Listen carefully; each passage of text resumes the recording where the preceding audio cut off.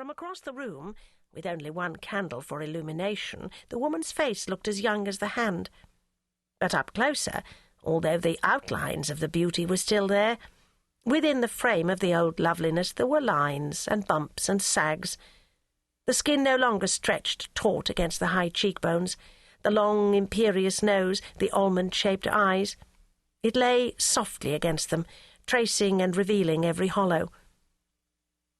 She rubbed her eyes, which were heavy-lidded and had traces of exhaustion under them, with that incongruously slender-fingered, elegantly ringed hand.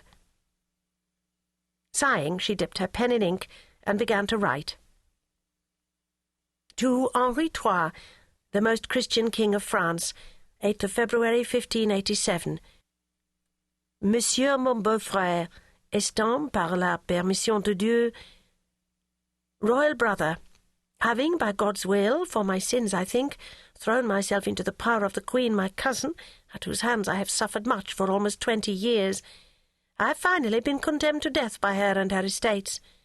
I have asked for my papers, which they have taken away, in order that I might make my will, but I have been unable to recover anything of use to me, or even get leave either to make my will freely, or to have my body conveyed after my death, as I would wish, to your kingdom, where I had the honour to be queen, your sister and old ally.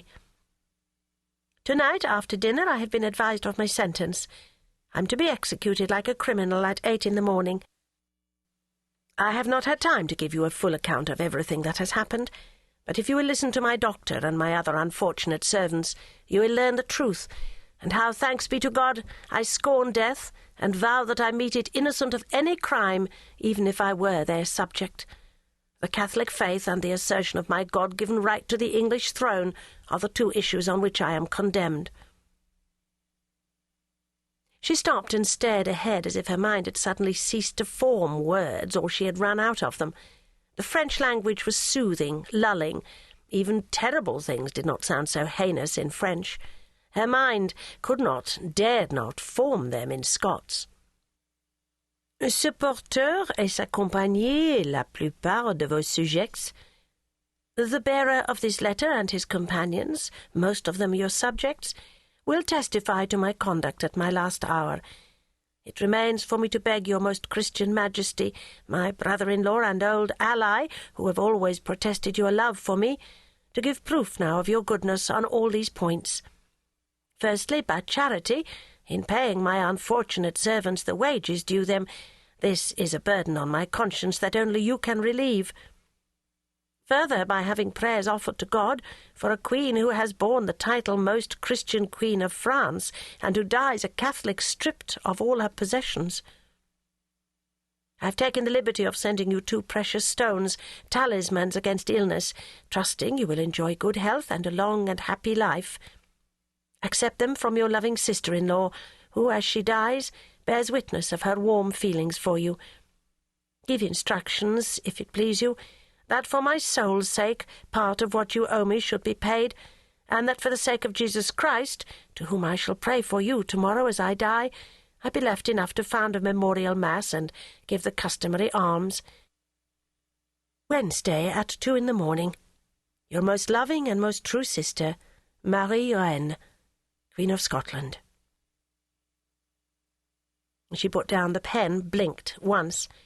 Then she carefully put 2 small books on the paper to hold it down.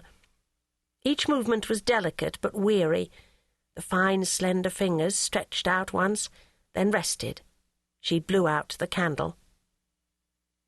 Walking slowly toward the bed on the other side of the room, she reached it, and then lay down upon it full length in her clothes. She closed her eyes. It is done, she thought.